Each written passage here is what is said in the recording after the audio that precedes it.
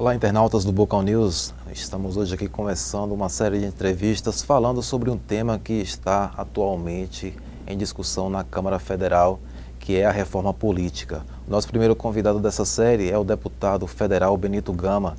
Ele que está indo para o seu 5º mandato, participou da elaboração da Constituição de 88, que está em vigor atualmente, e está na comissão especial da reforma política. Tudo bom, deputado? Tudo bem, Aparecido. Cumprimentar os internautas aí do Bocão News. Então, o senhor que é membro titular desse colegiado, que vai ter essa importante função agora de debater essa reforma e uma alteração na Constituição do nosso país, para saber aí o que pode ser melhor nessa questão de eleições, de partidos. Quais são os temas que o senhor considera prioritários nesse debate? Olha, primeiro a questão, como você falou, eu fui constituinte em 88 e há 12 anos no Brasil não se faz reformas, quer dizer, a sociedade mundial e a brasileira tem evoluído muito e as reformas não acompanharam essa evolução da sociedade a nível de Brasil. No mundo todo há realmente uma revolução, entre aspas, no sentido de você modernizar o relacionamento das pessoas e a relação saudável da sociedade. Então há 12 anos que não tem nenhuma reforma no Brasil e agora o Brasil precisa urgentemente de algumas reformas. No caso da reforma política, que alguns falam que é a mãe das reformas, eu até acho que é uma reforma importante, mas não é a única. Tem outras como a tributária, tem a reforma na educação, que é uma coisa muito profunda que precisa ser feita, mas a reforma política é fundamental. E hoje já foi a primeira comissão especial de reforma da Constituição, que o presidente da Câmara e do Senado instalaram, e nós estamos já discutindo alguns pontos, alguns tópicos que são recorrentes. Já há 12, 15 anos ou 20 anos, nós estamos discutindo o sistema político brasileiro e a forma eleitoral de você realmente conseguir fazer com que os representantes da sociedade representem o máximo possível do interesse de cada eleitor, de cada cidadão. Então é nesse contexto que nós estamos fazendo realmente esse tipo de reforma e onde já começou muito atuante, é uma comissão muito forte hoje no Congresso. A questão que sempre vem à tona nesse debate é a questão de financiamento de campanha eleitoral. O senhor tem um posicionamento a favor do financiamento público ou privado, como é hoje, com doações de pessoas físicas, inclusive? Qual o seu ponto de vista nessa questão? Olha, a questão do financiamento de campanha é realmente um ponto muito importante, não somente no Brasil, mas em todo o mundo. No caso do Brasil, está faltando controle para você fiscalizar e dar um ordenamento maior à questão do financiamento privado. Alguns partidos, sobretudo o PT, ele quer muito financiamento público de campanha. Eu penso que o atual sistema é bom, só que precisa de fazer ajustes fortes no controle das empresas no financiamento e das pessoas físicas também. Porque o financiamento público de campanha, ele realmente, aparentemente, pode ser até um bom discurso, mas o eleitor, quando paga seu imposto, ele quer que você aplique esse imposto na saúde, no hospital, no posto de saúde, na educação dos seus filhos, nas estradas, enfim. Ele não quer que você aplique esse dinheiro na eleição para que você favoreça ou não determinados partidos políticos. Então o financiamento público puro de campanha ele é muito complexo e até diria complicado, porque ele realmente atende ao interesse de quem está no poder no momento e não o interesse permanente da sociedade. Então eu penso, aliás, que o eleitor, o cidadão, não gostaria de ver o seu dinheiro, dos seus impostos, pago somente numa eleição, para financiar uma eleição de 2 em 2 anos. Eu penso que isso realmente é muito complexo. Então eu sou favorável ao financiamento misto, como é hoje, mas controles mais fortes, controle realmente das empresas nos financiamentos. E nós temos condições de fazer esse tipo de controle.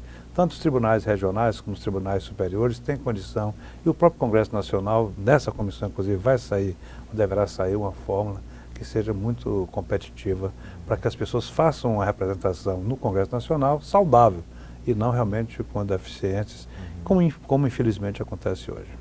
Isso, o voto hoje no Brasil, ele é obrigatório. Muita gente critica que um país democrático é contraditório o cidadão ser obrigado a votar. Nessa questão da reforma política está se colocando a discussão do voto facultativo.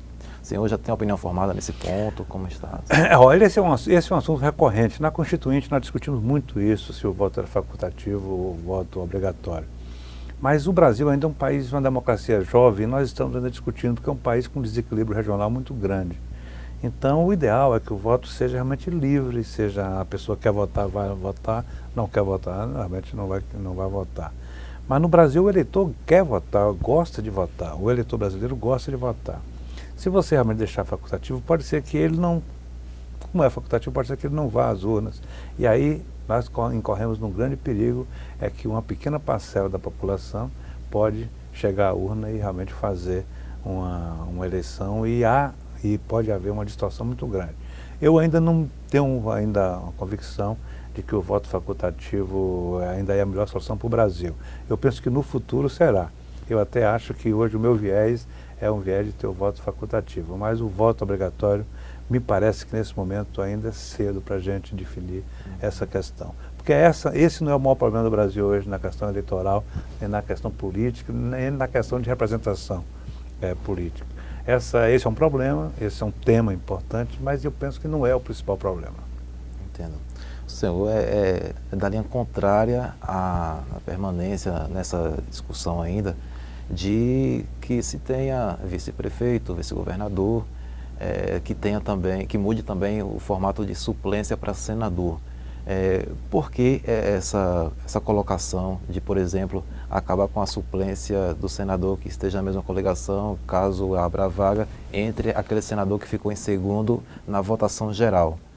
Como é que o senhor explica essa colocação, tanto na questão dos vices serem extintos, como também na questão do Senado? Essa é realmente uma grande pergunta, uma excelente pergunta. A questão realmente tem que ser feita com cuidado, porque o suplente de senador ele não é votado o senador. E na democracia, a democracia representativa, o eleito é o representante de quem votou nele. Então, no caso dos senadores, por exemplo, os suplentes hoje no Brasil, houve uma mudança que não era assim no passado, o mais votado era o segundo suplente, o segundo mais votado era o primeiro suplente, mas nós temos hoje, no caso do Senado, 20 e poucos senadores que não foram votados, eles são suplentes de Senado, com todos os méritos, pessoas qualificadas, não estou descaracterizando nem desqualificando nenhum dos senadores que chegaram lá por esse método, mas eu penso que se ele é o segundo mais votado, ele pode ser o primeiro suplente, ele deverá ser o primeiro suplente. Então eu vou defender muito essa tese, porque eu penso que aí ele representa o seu estado e deixa de ser, entre aspas, um cartório. Porque o suplente de senador hoje, você vai para o Senado, escolhe um suplente, depois você vai ser candidato a governador, vai ser ministro, o seu suplente é um parente, é um amigo, é um correligionário mais próximo. Enfim, nada realmente contra a liberdade de as pessoas escolherem quem quiser. Mas vai para a urna, vai ter voto. Então eu penso que o primeiro suplente de senador deve ser o segundo mais votado, o segundo suplente o terceiro mais votado e assim sucessivamente. Com relação a vice-prefeitos e a vice-governador, historicamente no Brasil também eles não são chamados para exercer essas funções. Eles são cargos que você tem para negociação política, para acordos eleitorais, sobretudo eleitoral, não é nem um acordo político. E o vice-prefeito, que é um cargo importante, é um líder importante, nenhum vice-prefeito deixa de ser um grande líder. Mas ele realmente, no cargo, na função de vice-prefeito, ele como vereador seria mais importante para o município do que como vice-prefeito.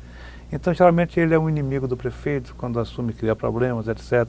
Também que não é o caso para extinguir. Mas eu penso que o vice-prefeito é uma função, não diria inútil, mas é uma função um pouco decorativa que precisa realmente ser repensada, como a de vice-governador, diferentemente da vice-presidente da República. O vice-presidente da República, que é o país, você não pode ter uma vacância de uma presidência por qualquer motivo e depois você não ter um vice-presidente para exercer a presidência imediata. Aí é uma questão de estabilidade política nacional. Mas a nível de governador, de prefeito, você pode fazer uma eleição no estado, numa prefeitura, sem nenhum problema para suprir uma vaga dessa, dá menos trabalho do que você manter os vices atuais. Eu não conheço uma história de um vice-governador que tenha assumido por uma emergência como essa, entendeu? E vice-prefeito também são poucos. Eu penso que só quando sabe ser candidato, quando se elege, que você tem. Mas por obrigação, realmente, eu vejo não me lembro de um caso, não me lembro de um histórico. Então eu penso que ter vice-prefeito e vice-governador é um cargo um pouco decorativo que não funciona muito, é só uma despesa a mais. Mínima. Eu prefiro o vice-prefeito ser um grande vereador do que ele ser um vice-prefeito opaco, um vice-prefeito assim que o prefeito realmente não deixa ele funcionar como líder político. E vice-governador também. Então o vice-governador, porque essa substituição temporária de vice-governador é um pouco mais emotiva, um pouco mais, assim, não diria vaidade, mas um pouco mais de orgulho. As pessoas querem ser governador por um tempo, quer ser vice-presidente da República por algum tempo, 3, 4 dias, põe no seu currículo. Mas eu penso que a instituição democrática e política de qualquer país não pode estar subordinada a vaidades e a acordos menores que a gente vê, infelizmente, ainda acontecer muito no Brasil. Agora, deputado, tem se falado também que essa reforma política agora, colocando ela em discussão na Câmara Federal, que ela seja uma espécie de resposta àquelas manifestações que teve em junho de 2013, a população foi às ruas querendo mudanças. O senhor acredita que isso realmente pode atender a esse anseio da população ou é uma coisa mais distante do que foi pedido naquela época? Olha, aquela insatisfação do ano passado foi uma manifestação pública nacional, realmente foi um recado que a população deu a todos nós, políticos e líderes nos seus estados e no próprio Brasil, e nós temos que saber ler esse recado, que foi um recado duro que se deu aos governadores, aos prefeitos, aos deputados, aos senadores, enfim, aos políticos do Brasil todo. A razão de ser os 20 centavos do transporte foi apenas um momento que realmente criou essa explosão, mas você tem que realmente admitir o seguinte: você vê coisas gravíssimas no Brasil que precisa ser repensada, discutida, modificada, e essa questão do transporte público, por exemplo, é uma questão no Brasil que precisa ser... O mundo todo se preocupa com isso, e no Brasil só se preocupou na época da Copa, mesmo assim ainda mal feito e mal ordenado.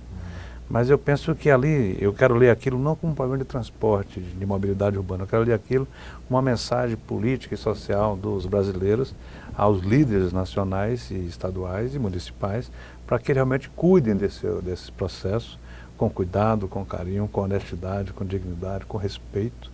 Então eu leio nessa direção.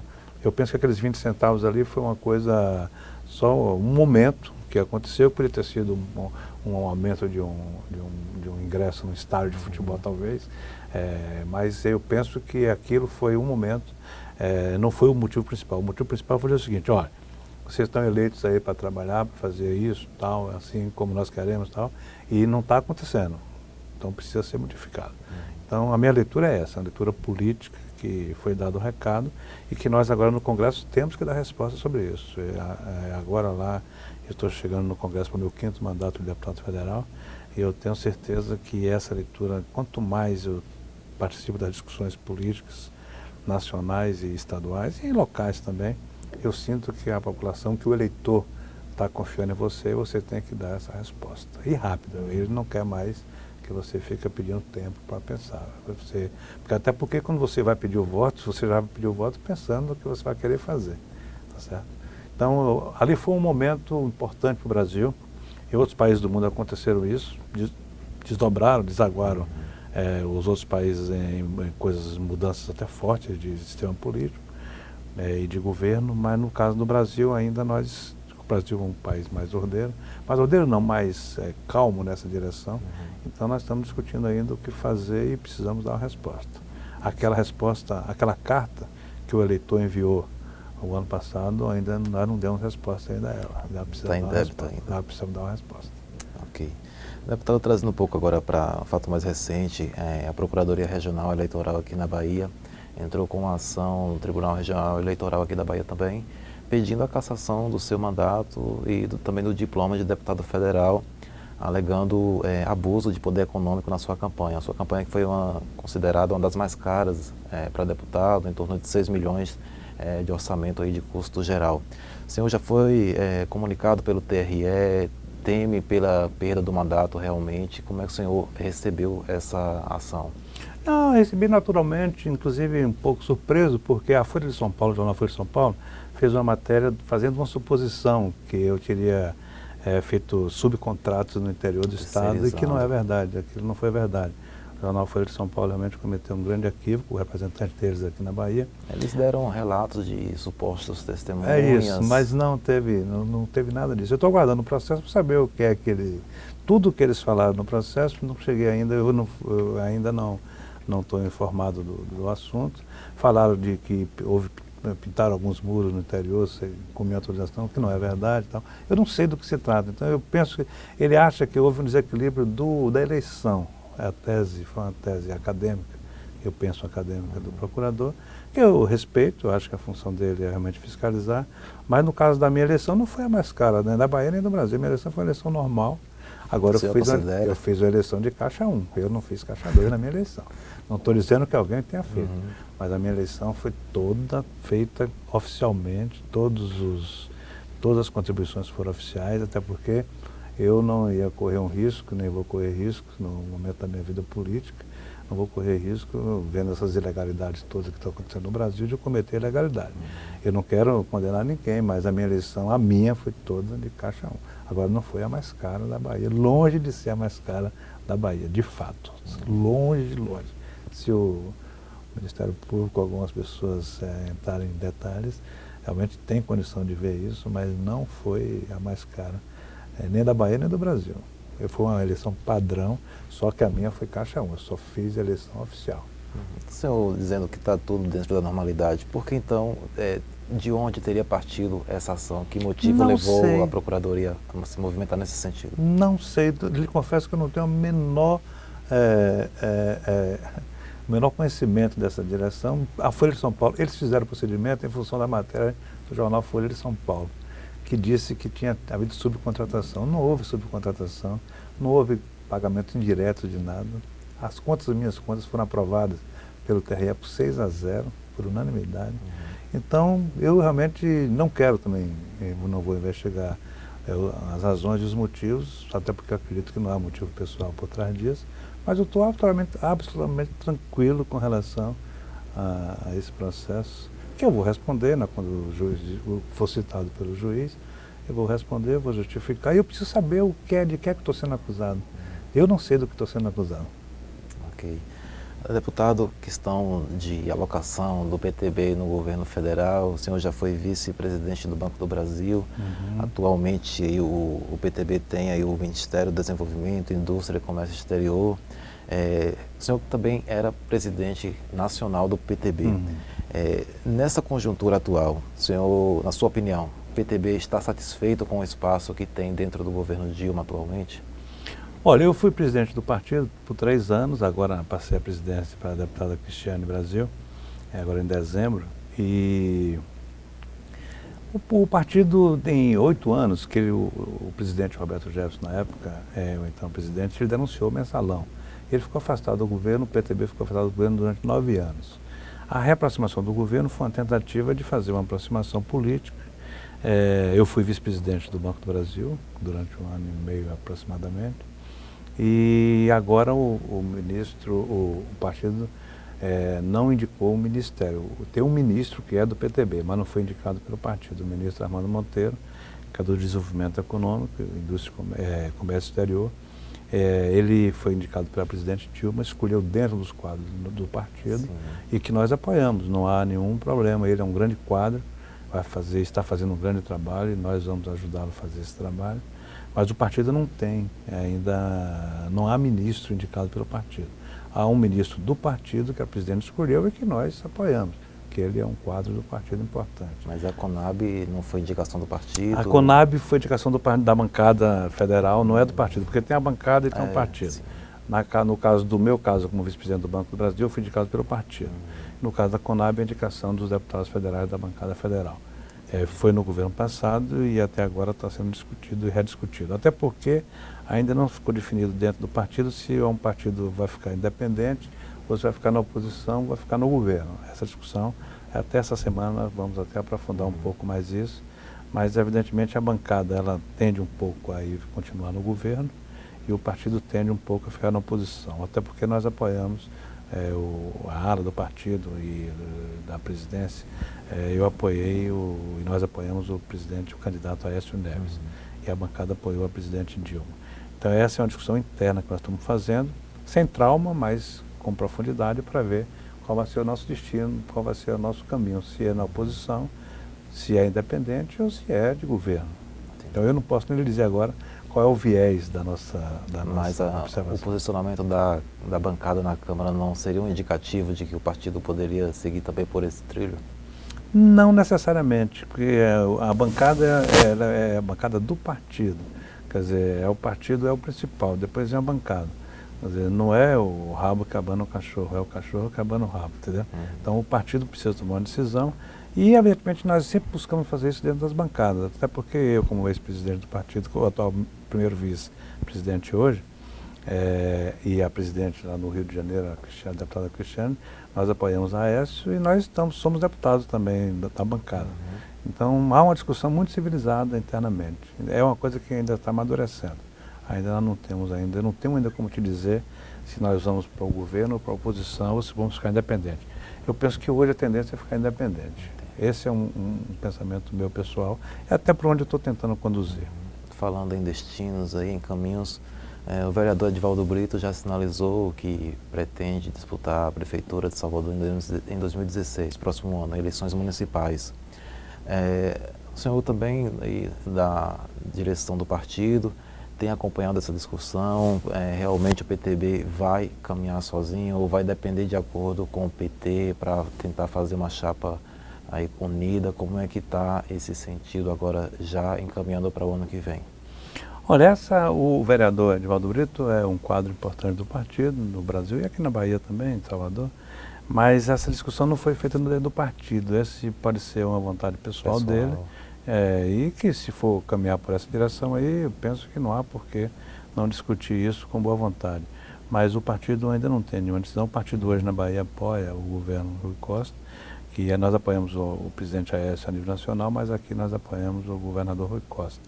Então, esse hoje é o posicionamento oficial do partido aqui na Bahia, com apoio ao governador. A nível da prefeitura, nós temos um bom diálogo com o prefeito, ACM Neto, mas ainda não discutimos nada sobre essa direção.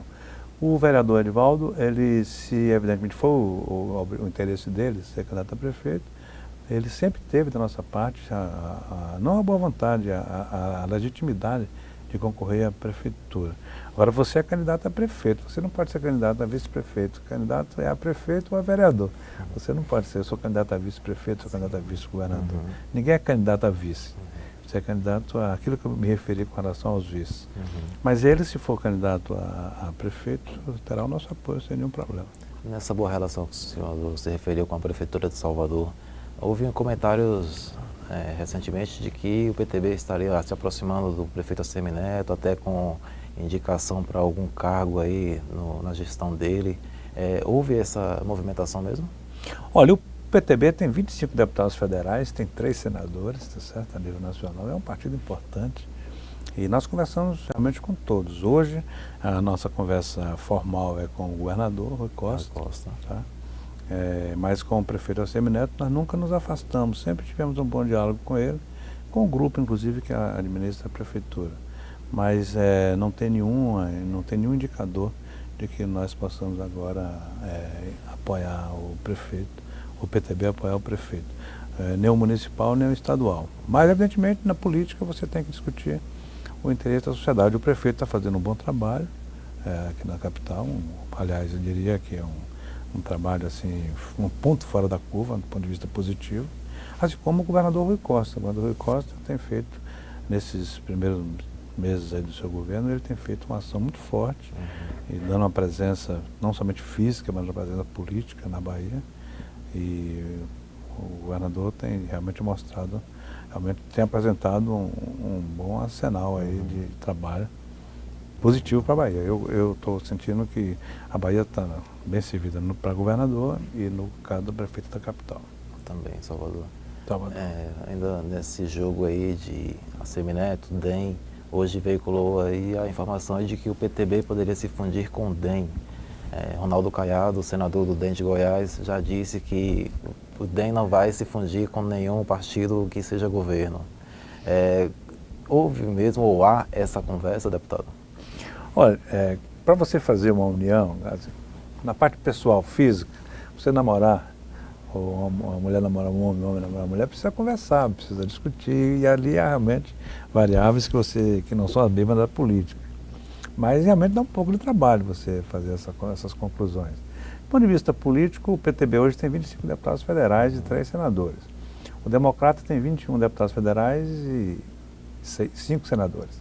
Então são dois partidos médios importantes no Brasil. A fusão desses 2 partidos daria ao país o 4º partido dentro do Congresso, que não é pouca coisa, é uma coisa muito importante. E na política você conversa de tudo, você tem que realmente fazer esse desdobramento.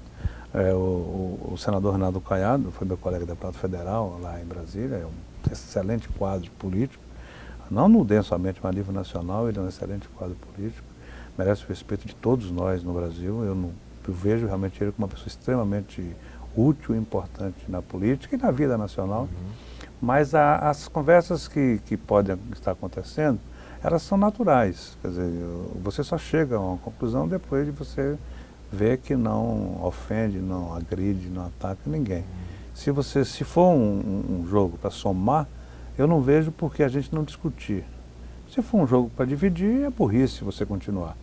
Mas realmente as conversas existem, conversas individuais, já de lideranças, não todas. O senhor, enquanto presidente do partido, já teve alguma conversa informal que seja com alguém do DEM? Já, não propondo isso, mas essa discussão porque a questão partidária no Brasil hoje, ela implica nessas conversas. Quer dizer, você faz um novo partido, leva pessoas, aí tem a fidelidade partidária, você faz fusão e incorporação, que é diferente de criar um novo partido. Para criar um novo partido, você acaba com a fidelidade partidária para entrar naquele partido. Mas você não leva hoje o fundo partidário nem o tempo de televisão. Na fusão e na incorporação, quem sair do partido leva o fundo partidário e leva o tempo de televisão, o deputado federal que sai. Então, são 2 coisas distintas. Então, hoje, com essa questão de partidos no Brasil, que nós precisamos dar um basta nisso, você tem que dizer o que é que nós queremos, quer ter 200 partidos, 300 e tal. Tudo bem, vai lá e fala o que quer. Agora, se você quer realmente fazer uma coisa organizada, civilizada e discutida realmente com respeito, você tem que realmente reduzir a quantidade de partidos no Brasil. E a fusão é uma delas. Quer dizer, então, o que eu lhe digo é o seguinte, Democrata e PTB são partidos praticamente do mesmo tamanho. Nós somos um pouco maior. Mas o nosso partido tem uma história de 70 anos, tá certo? Que a gente não vai abrir mão dela. Essa história social, essa história de defender o trabalhador é a história do PTB. Quer dizer, o PT nasceu de um embrião da ideologia do PTB. Sim. O PDT também. São 2 filhotes, no bom sentido, do PTB. Então, a questão social de proteção do trabalhador foi Getúlio Vargas para o PTB que fez no Brasil. Então, essa é uma questão que nós não abrimos mão também da nossa história. Tá certo? Mas o Democrata é um partido útil ao Brasil, importante. Eu, inclusive, já fui do Democrata, quando eu era PFL. Eu, inclusive, me orgulho muito de ter participado desse trabalho. E algumas coisas importantes que a gente vê, por exemplo, aqui na Bahia, no Brasil hoje a gente está vendo essa crise de água na Bahia, nas capitais. Chega aqui na Bahia nós temos Pedra do Cavalo, Santa Helena, as barragens importantes, não tem essa crise de água aqui, porque isso foram coisas bem planejadas e bem construídas. Quer dizer, então, isso não é um privilégio somente de um partido, mas é uma história coletiva. Então, eu penso que nós vamos continuar essas conversas. Acha possível essa fusão? Eu vejo que toda fusão é difícil, quer dizer, é complexa, mas eu não vejo impossibilidade nenhuma da gente continuar conversando nessa questão. Eu não vejo nenhuma dificuldade. Certo. Deputado, só para a gente concluir aqui, o senhor elogiou a gestão de ACM Neto, a gestão de Rui Costa agora nesse início esses primeiros meses do mandato dele. Questão da gestão de Dilma Rousseff. Esses primeiros meses dela aí estão sendo meio tumultuados, questão de reajuste fiscal. Como é que o senhor está avaliando esse início de segundo mandato da presidente Dilma? Olha, com todo respeito à presidente da República, que eu não votei nela, mas é a presidente do meu país, eu tenho que respeitar e aceitar a representação das pessoas que votaram nela e levaram para lá. Eu não posso falar a mesma coisa que eu falei do Rui e do ACM Neto com a presidente Dilma. Eu penso que há uma defasagem muito grande entre o que pensa o país e o que ela está agindo agora, inclusive na campanha. Na campanha, tudo que ela falou na campanha está acontecendo ao contrário agora por atos dela. Há uma forte ausência de diálogo com o Congresso Nacional. Eu estou lá agora dentro, estou sentindo isso. Não há nenhuma interlocução da presidente, nem dos seus ministros, nem da área política, nem da área econômica com o Congresso. Quiçá agora, essa semana, comece essa discussão. Mas eu não posso dizer a mesma coisa da presidente. Eu penso que ela tem que mudar muito, muito, para ela realmente poder continuar esse trabalho que o Brasil espera que ela faça, e elegeu ela para isso. As pessoas que votaram nela, elegeram ela para fazer um país melhor. Mas hoje eu realmente estou muito pessimista com relação a essa questão política no nível nacional. Um deputado que é economista, estou preocupado. Deputado é economista, professor, nesse setor da economia, o que o senhor diria assim agora que precisa melhorar? O que está sendo tomado em medidas está realmente dentro do esperado? Tem lógica isso nesse momento? Olha, o ministro Joaquim Levy, eu conheço ele inclusive há muito tempo, lá em Brasília. Eu posso atestar que realmente é um economista de mais alto padrão, mais alta qualidade. Agora, ele está sozinho. O ministro Nelson do Planejamento também é uma pessoa muito qualificada. Mas não adianta você ser um bom economista qualificado se você não tem a política para você dar um respaldo no Congresso Nacional. Quer dizer, se você tiver uma boa política, você faz uma boa economia. Uma boa economia, não necessariamente, você faz uma boa política. Então, eu penso que agora, com essa política da presidente, ela inclusive está sucedendo a ela própria, porque ela não pode falar de herança maldita agora. Foi uma coisa bem simples, que você, a dona de casa que está nos ouvindo, as pessoas que estão nos ouvindo, sabe, ela gastou muito mais do que ela arrecadou. Então é como se você ganhasse um salário de 10 e gastasse 40 todo mês. Chega uma hora que não tem saída. Então tem hora que você tem que tirar as crianças da escola, você tem que mudar de bairro, você tem que fazer uma série de coisas, reduzir o supermercado. Então o que houve realmente, infelizmente, foi isso. Foi uma questão seguinte, ela gastou muito acima do que arrecadava, e já arrecada muito, porque a carga tributária no Brasil é muito alta. Ela no mundo, é uma das mais altas do mundo e um dos piores serviços públicos do mundo, da saúde, de infraestrutura, na educação. Mas aí é uma questão estrutural que você não pode realmente falar somente de um mandato, de um período de mandato, de um presidente. Mas realmente a questão da economia é gravíssima. Hoje o país está todos os indicadores a nível de economia, eles estão muito deteriorados, mas aí cresce isso a questão ética desses grandes escândalos que estão acontecendo dentro do próprio governo. Falando nisso, o senhor acredita que esse escândalo atual pode atingir a presidente Dilma, o ex-presidente Lula? Olha, isso aí não essa questão de impeachment, eu inclusive presidi o impeachment do presidente Collor na época, eu fui presidente. No Congresso. O impeachment não é vontade de parlamentar, de deputado, de senador, de político. O impeachment, quem faz ele é o fato. Se existe fato, realmente a coisa é muito grave. Mas, evidentemente, que eu, nesse caso específico, eu não vejo com a presidente um fato determinado para criar uma situação. Eu não vejo hoje, até agora eu não vejo uma situação que justifique falar de impeachment. E o impeachment existe. Não é golpe, ao contrário do que muitas vezes do PT fala que impeachment é golpe, não é golpe, o impeachment está previsto na Constituição, tem uma lei que regulamenta. Eu presidi um impeachment nesse país, modéstia à parte, que me honra e me orgulha muito, foi o primeiro país do mundo que fez o impeachment na democracia, foi naquela época do presidente Collor, que o presidente Itamar Franco assumiu, mas eu não vejo hoje razão, assim, não tem um fato assim com ela, especificamente dela, mas do ponto de vista de governo, há uma deterioração do tecido social e tecido do governo muito forte com relação à questão ética, à questão de corrupção, que isso é uma coisa que todo mundo que mantém essa direção e não reage a isso é vítima disso. E toda vez que você transige com erro, ele vota contra você. Isso realmente não é nem da política, isso é da vida. Se você transige com erro de um filho e de um amigo, depois esse erro vota contra você. Então, se você estiver transigindo agora com erros, que até agora tem se provado que existem realmente erros gravíssimos, inclusive na Petrobras, esse escândalo da Petrobras é uma coisa grave. A questão do mensalão, que foi provado, inclusive foi denunciado pelo presidente do meu partido, na época, o deputado Roberto Jefferson. Enfim, eu penso que são duas questões, a questão da economia e da gestão e a questão ética, da questão moral do governo. Da presidente, não, do governo como um todo. A presidente, até agora, eu realmente lhe confesso que eu não acredito que tenha nada que atinja ela. Não posso falar dos outros, mas a ela eu tenho certeza que ela conduz isso com muita seriedade. Agora, se tiver alguma coisa, é um fato.